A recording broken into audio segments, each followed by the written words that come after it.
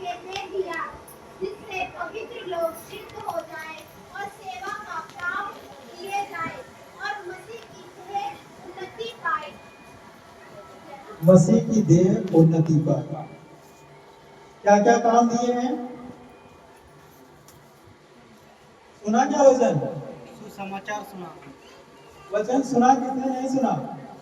जिसके कान हो वो सुन ले कि परमेश्वर का वचन कलीसिया से क्या कहना चाहता है? क्या कहना चाहता है?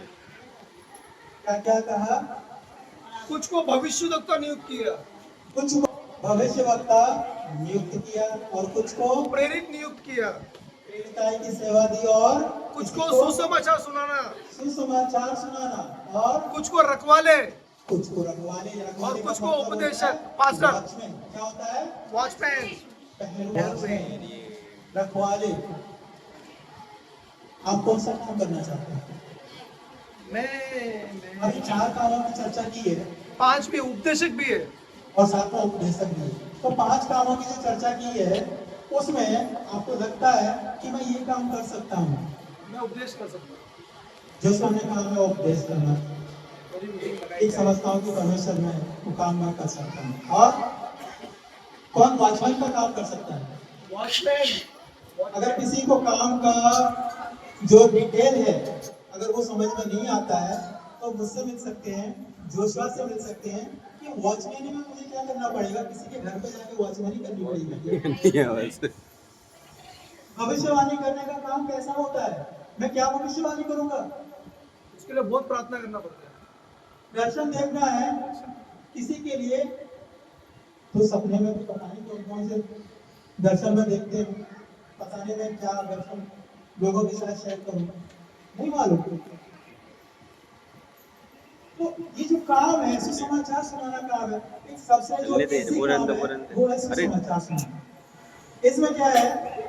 मतलब सब ले रहा हूँ। जीवन से किसी को गवाही बता दी, उसने परमेश्वर से कनेक्ट कर दिए, सुसमाचार पढ़े।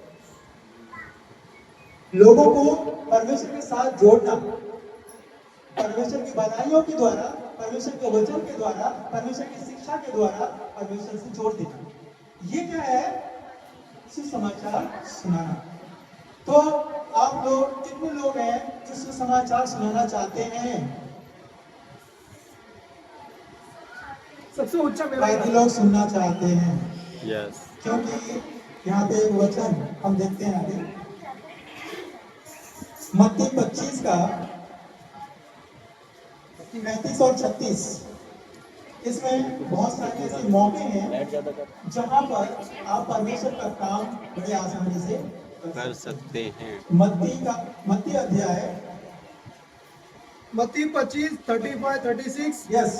क्योंकि मैं भूखा था और तुमने मुझे खाने को दिया, मैं प्यासा था और तुमने मुझे पानी पिलाया, मैं परदेसी था और तुमने मुझे अपने घर में ठहराया, मैं नंगा था और तुमने मुझे कपड़े पहनाए, मैं बीमार था और तुमने मेरी सुधि ली, मैं बंदीगृह में था और तुम मुझसे मिलने आए। क्या किसी के जीवन में ऐसे मौके जहां पर आपने परमेश्वर की योजना के अनुसार उनके साथ किया? मैं अपने जीवन से बताना चाहता हूं कि जब मैंने देखा यहाँ पर अम्बेडकर नगर में आग लग गई थी और बहुत सारे जो झोपड़े हैं वो जल गए थे और वहाँ पर जो लोग हैं वो काफी परेशान थे और बाहर सड़कों पर पड़े हुए थे। उनके सारे कपड़े, उनके सारे जो भी उनकी जरूरत की चीजें सब कुछ जल चुकी थी, खाने के वादे हो गए थे। तो ऐसे में हमने अपनी कलीसिया के लोगों को साथ में लेकर उनके लिए कपड़े बांटने का और उनको बड़ा पाव या कुछ और खाना देने का काम ये हमने किया।